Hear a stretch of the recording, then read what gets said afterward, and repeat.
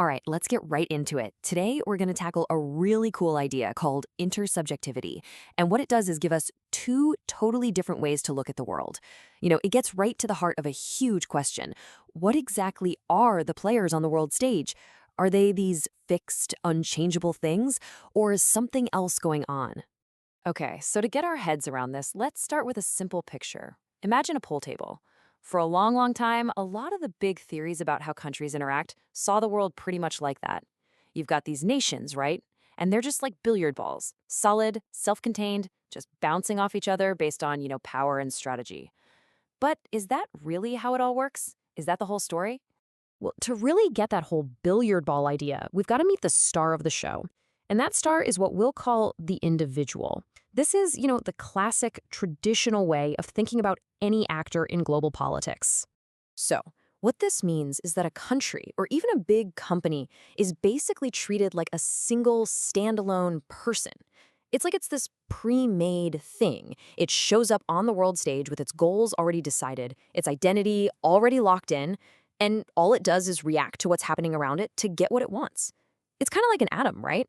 Totally separate and self-contained. And this slide, wow, it just lays out the huge difference we're talking about. On one side, you've got the individual. It exists before society, its interests are already baked in, and it's just reacting. But then, on the other side, you have the subject. And this is a total flip. It's created by its social world. Its interests are shaped by its relationships. And here's the kicker. It doesn't just react to the world, it actually helps create it. I mean, that is the massive shift we're digging into here. And hey, this whole individualist way of thinking, it's not some fringe idea. It's actually the bedrock for a ton of the big traditional theories out there. I mean, look at this map of different ideas. They might argue about what makes an actor tick, is it their internal beliefs or what's happening outside, but they all start from the exact same place. They all agree on that one core thing. The actor is a separate, self-contained unit, totally walled off from its environment. Okay, so that's the old model, but what's the alternative? Well, let's pull back the curtain and introduce the subject. This is a completely different lens for viewing the world, and honestly, this is where things get really interesting. So what in the world is a subject? Well, it's an actor that doesn't come off the shelf ready-made. Its identity, its goals, its whole sense of self, none of that is fixed from day one. Instead, all of it is constantly being shaped and reshaped through its relationships with others. It's a fundamental switch. The relationships actually come first, and the actor is born out of them. So this means we can throw out that billiard ball metaphor. It just doesn't work here. A much better way to think about it is that we're watching players in a game. But, and this is the really important part, they're not just following some rule book that already exists. No, by the very act of playing, they are creating the game, they're reinforcing the rules, and they're even defining what it means to be a player. All right, so if we're saying the actors are social creations, how the heck does that actually happen? I mean, how is this social self? Whether we're talking about a person or an entire country, how is it actually built? Let's get into the nitty-gritty. So the way this theory works is by breaking it down into two main levels, which is super helpful. First, there's the space between all of us, between subjects. And then second, we're going to go even deeper into the space within a subject to see how our own internal sense of self gets put together. Now, this first level is pretty easy to grasp. It's all about the space between us.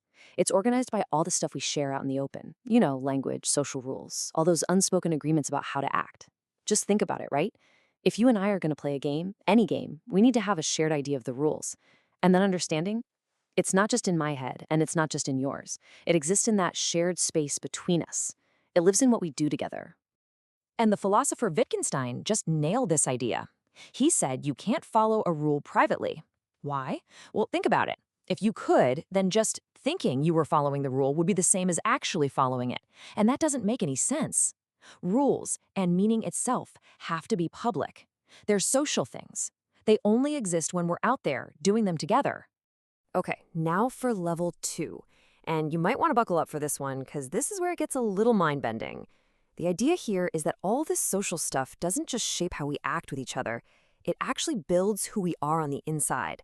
The social world isn't just out there, it's in here too. So how does that work? It happens through something called recognition. The key idea is that a self isn't just born, it's made.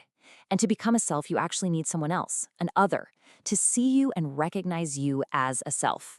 The classic example is a baby seeing its reflection for the first time. It's not just the image in the mirror. The magic happens when a parent points and says, "Look, that's you."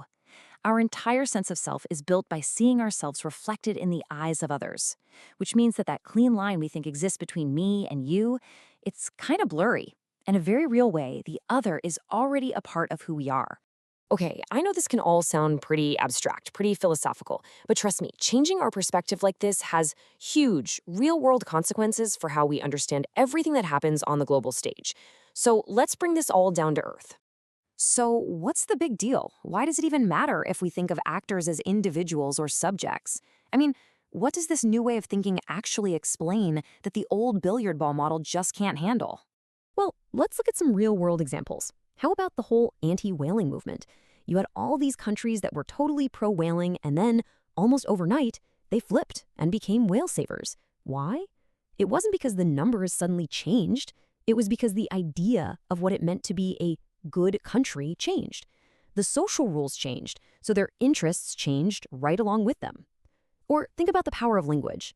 When politicians talk, they're not just describing the world, they are actively building it by telling us who we are and who the enemy is. So here's the absolute bottom line. The old way of thinking saw social rules as just guardrails. They were constraints on actors that already existed. But this new model shows us something way, way deeper. Social relationships don't just constrain actors, they produce them. They create their identities, they shape their interests, they make them who they are. And that leaves us with a really provocative final question to chew on.